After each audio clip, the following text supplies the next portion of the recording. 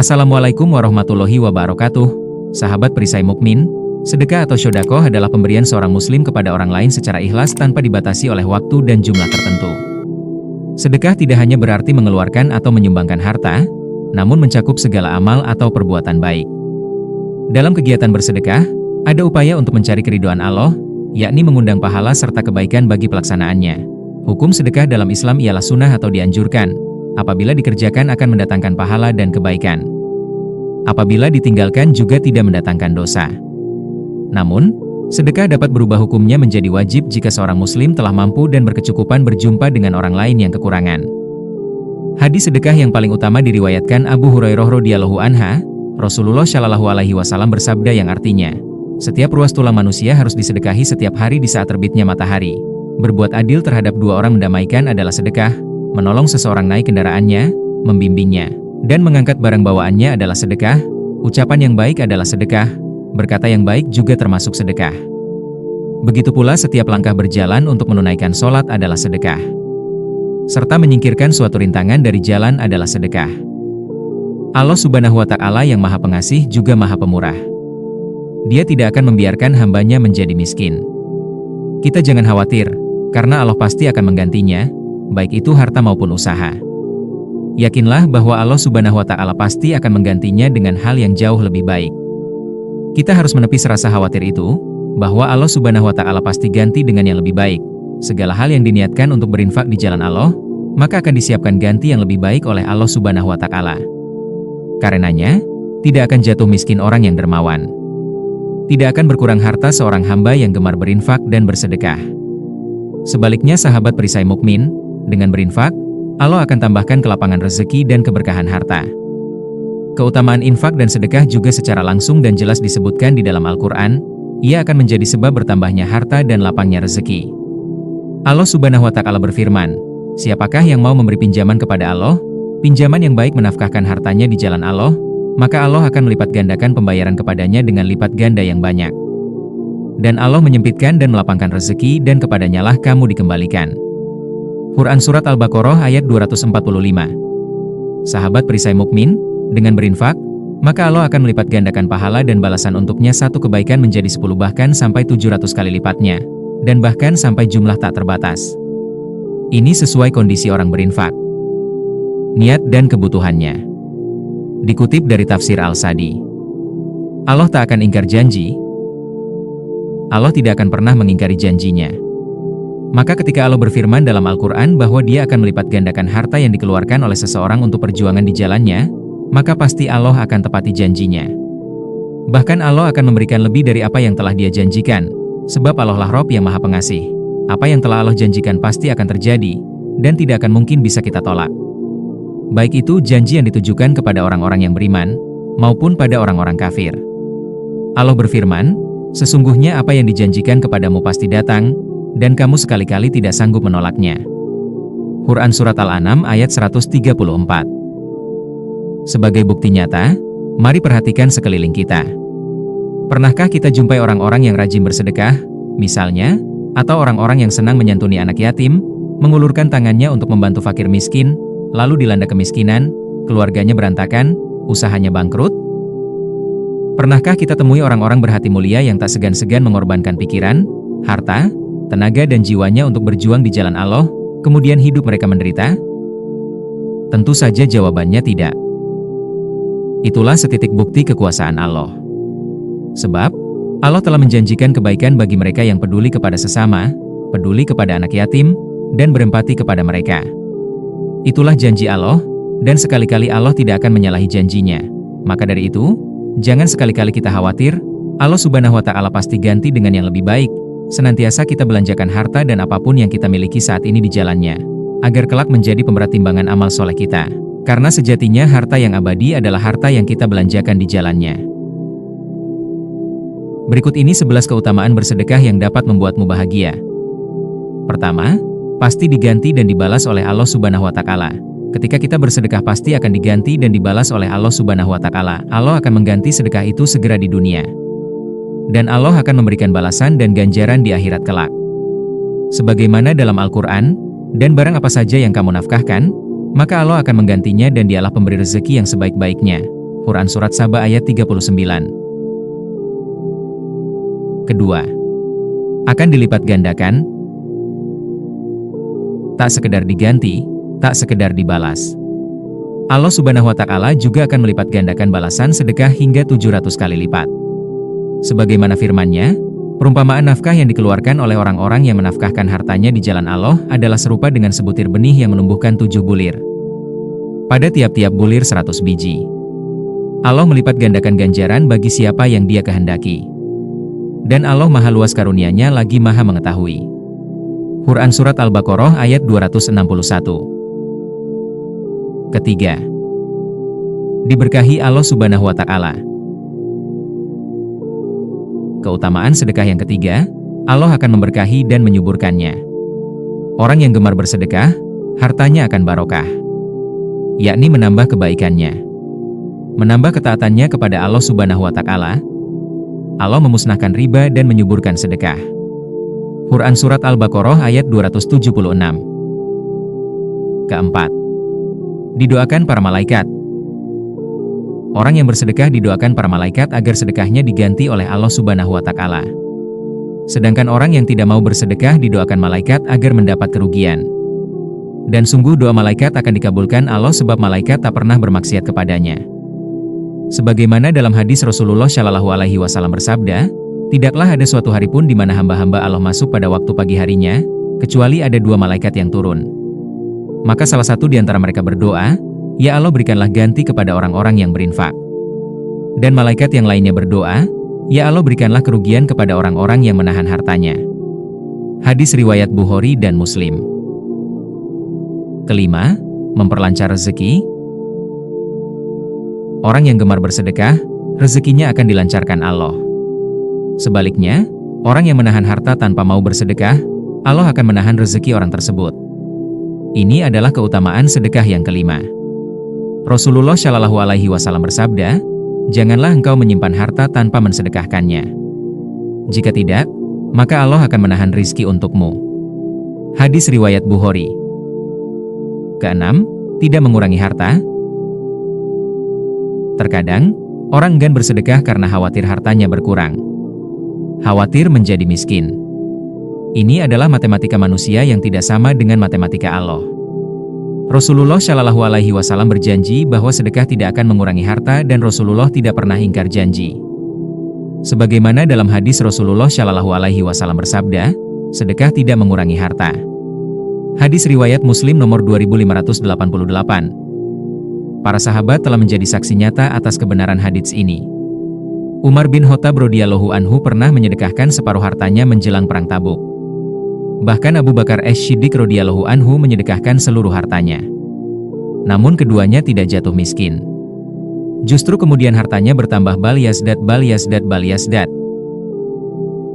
Ketujuh, menjadi obat bagi orang yang sakit. Sedekah dapat mengobati orang yang sakit, sebagaimana yang tercantum dalam hadits berikut, "Obatilah orang sakit kalian dengan sedekah." Hadis riwayat Abu Daud dalam kitab Marasil Abi Daud nomor 105. Perlu dipahami secara utuh bahwa sakit adalah bagian dari takdir Allah. Kewajiban pertama saat sakit adalah sabar menerima takdir Allah. Pada saat yang sama melakukan ikhtiar untuk mencapai kesembuhan. Dan di antara ikhtiar itu adalah dengan sedekah. Kedelapan, menjadi naungan di akhirat. Sedekah akan menjadi naungan pada yaumul mahsyar kelak. Di saat semua orang kepanasan karena demikian dekatnya matahari hingga banyak yang tenggelam dengan keringatnya sendiri, orang yang bersedekah akan mendapat naungan dari sedekahnya. Apalagi jika sedekahnya secara sembunyi-sembunyi. Sebagaimana dalam hadis sahih, Rasulullah Shallallahu Alaihi Wasallam bersabda, "Sesungguhnya naungan seorang mukmin pada hari kiamat adalah sedekahnya." Hadis riwayat Ahmad nomor 18043. Kesembilan, sedekah melipat gandakan pahala. Perbanyaklah bersedekah sebagai amalan hari Jumat. Karena keajaiban sedekah di hari Jumat adalah Allah akan melipat gandakan pahala sedekah. Nabi bersabda, "Dan di hari Jumat pahala bersedekah dilipat gandakan." Kesepuluh, menyelamatkan dari neraka. Keutamaan sedekah berikutnya, ia menjadi wasilah yang dengannya Allah menyelamatkan seorang hamba dari neraka. Rasulullah Shallallahu Alaihi Wasallam bersabda, berlindunglah kalian dari api neraka walaupun dengan separuh kurma. Hadis riwayat muttafaqun alaih. Ke-11, kunci surga. Orang yang beriman kelak akan masuk surga. Amal-amal terbaik menjadi penghantar untuk segera masuk surga. Salah satunya adalah sedekah. Sebarkan salam, kedamaian, berilah makanan, sambunglah silaturahim, sholatlah di malam hari ketika orang lain sedang tidur. Niscaya kalian masuk surga dengan penuh keselamatan. Hadis riwayat Ibnu Majah dan Ahmad. Bahkan, orang yang ahli sedekah akan dipanggil untuk masuk surga dari pintu khusus, yakni babul syodakoh, pintu sedekah. Barang siapa yang termasuk ahli sedekah, niscaya ia dipanggil masuk surga dari pintu sedekah. Hadis riwayat Bukhari. Sedekah merupakan amal ibadah yang sangat disukai Allah Subhanahu wa Ta'ala, di mana dikisahkan ketika Nabi Musa alaihi salam bertanya kepada Allah Subhanahu wa Ta'ala, amalan apa yang Allah Subhanahu wa Ta'ala sukai? Seperti kita ketahui, Nabi Musa alaihi salam merupakan nabi yang namanya sering disebut dalam Al-Quran, begitu pula kisah-kisah beliau. Tercatat dalam Al-Quran nama Nabi Musa alaihi salam disebut kurang lebih sebanyak 125 kali, sedangkan nama Nabi Isa alaihi salam disebut sebanyak 25 kali, dan Nabi Muhammad Shallallahu alaihi wasallam sebanyak 4 kali. Selain itu, Nabi Musa alaihi salam juga satu dari 5 nabi yang mempunyai sifat ulul azmi. Ulul azmi sendiri merupakan golongan para nabi pilihan yang mempunyai sifat ketabahan yang luar biasa dalam menyebarkan ajaran agama. Nabi Musa alaihi salam juga nabi yang bergelar kalimullah, karena menerima wahyu langsung dari Allah Subhanahu wa Ta'ala tanpa melalui malaikat Jibril. Al-Imam Ghazali dalam kitabnya Mukasyafatul Qulub mengisahkan dialog Nabi Musa alaihi salam dengan Allah Subhanahu wa Ta'ala tentang amalan apa yang disukai olehnya. Nabi Musa alaihi salam pernah bertanya kepada Allah Subhanahu wa Ta'ala, "Ya Allah, aku sudah melaksanakan ibadah yang Engkau perintahkan. Manakah di antara ibadahku yang Engkau senangi? Apakah sholatku?" Allah Subhanahu wa Ta'ala kemudian menjawab, "Sholatmu itu hanya untukmu sendiri. Karena sholat membuat engkau terpelihara dari perbuatan keji dan munkar." Kemudian Nabi Musa alaihi salam bertanya lagi kepada Allah Subhanahu wa Ta'ala, "Apakah zikirku?" Lalu Allah Subhanahu wa Ta'ala menjawab, "Zikirmu itu untuk dirimu sendiri. Karena zikir membuat hatimu menjadi tenang." Nabi Musa alaihi salam masih penasaran dan mengatakan, "Apakah puasaku?" Kemudian Allah Subhanahu wa Ta'ala menjawab, "Puasamu itu hanya untukmu saja. Karena puasa melatih diri dan mengekang hawa nafsumu." "Lalu ibadah apa yang membuat engkau senang ya Allah?" ucap Nabi Musa alaihi salam. Kemudian Allah Subhanahu wa Ta'ala menjawab, "Sedekah. Tatkala engkau membahagiakan orang yang sedang kesusahan dengan sedekah, sesungguhnya aku berada di sampingnya." Dialog antara Nabi Musa alaihi salam dan Allah Subhanahu wa Ta'ala menunjukkan pada kita semua bahwa ibadah-ibadah seperti sholat, puasa, zikir belum tentu membuat Allah Subhanahu wa Ta'ala senang kepada kita, walaupun ibadah tersebut sangat tinggi nilai pahalanya. Mengapa demikian?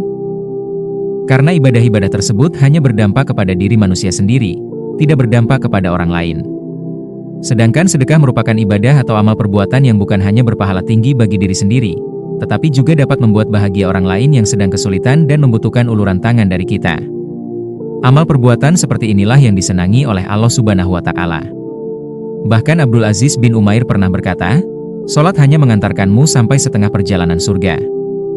Sedangkan puasa hanya mengantarkanmu hingga ke depan pintu surga, akan tetapi sedekah memasukkanmu ke dalam surga."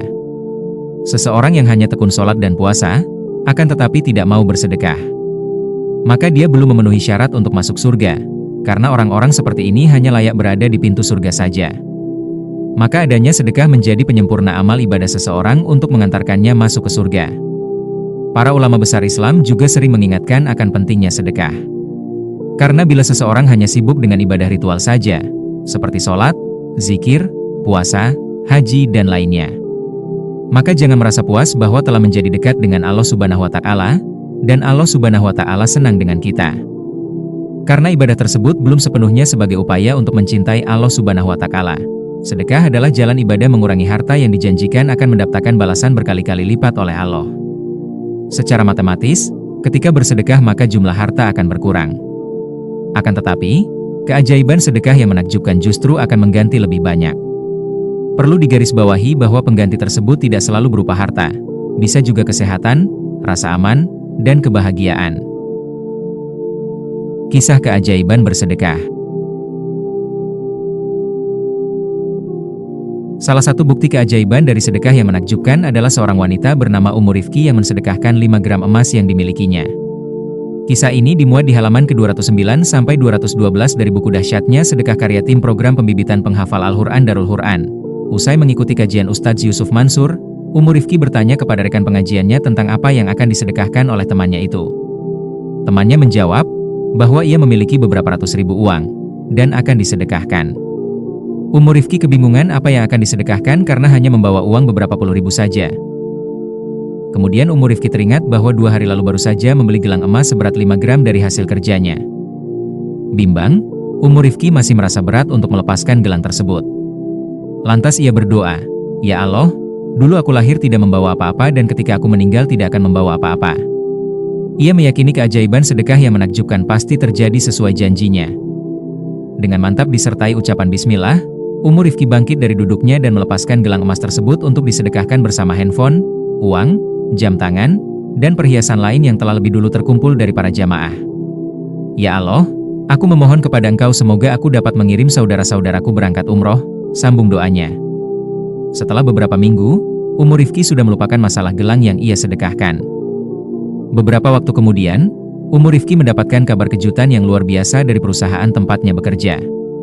Untuk menunjang kinerjanya, Ummu Rifki mendapat fasilitas berupa kredit mobil dari perusahaan. Dia dipersilahkan untuk membeli mobil baru dengan sistem cicilan. Cicilan tersebut akan ditanggung oleh dana perusahaan. Ummu Rifki menangis dan memikirkan apakah ini merupakan ganti dari sedekah gelang 5 gramnya dulu. Ia yakin bahwa rezeki ini merupakan keajaiban sedekah yang menakjubkan baginya. Ternyata mobil tersebut menjadi kenyamanan bagi jalan hidup keluarga di kemudian hari. Dan di lain hari suatu ketika suami Ummu Rifki mewujudkan rencananya untuk membuka usaha sendiri dan resign dari pekerjaannya. Sebagai konsekuensi resign dari perusahaan, maka mobil dinas yang selama ini digunakan sang suami juga harus dikembalikan. Namun, dengan fasilitas mobil yang diperoleh Ummu Rifki, suaminya tidak perlu terkena panas dan hujan ketika bepergian mencari nafkah. Dengan penuh haru, Ummu Rifki berkata, "Ya Allah, skenario MU sungguh indah sekali. Allah memberikan ganti dari gelang 5 gramnya dengan sebuah mobil yang ternyata jauh lebih dibutuhkan untuk kelangsungan hidup keluarganya." Begitulah sedekah, kejutannya berjalan dengan alur yang tidak disangka-sangka. Insya Allah, siapapun yang melihat video hikmah tentang keutamaan sedekah dalam channel ini, Allah akan melapangkan dan meluaskan rezekinya dan memudahkan segala urusannya, dan memasukkannya ke dalam surganya Allah kelak. Amin ya Rabbal Alamin. Mudah-mudahan kita semua bisa mengambil hikmah ini. Mari kita terus belajar dan mendekatkan diri kepada Allah Subhanahu wa Ta'ala dengan bersedekah.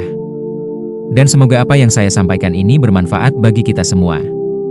Jangan lupa, bantu kami untuk terus memberikan konten-konten Islami yang bermanfaat dengan cara subscribe, like, komen, dan share video ini. Wassalamualaikum warahmatullahi wabarakatuh.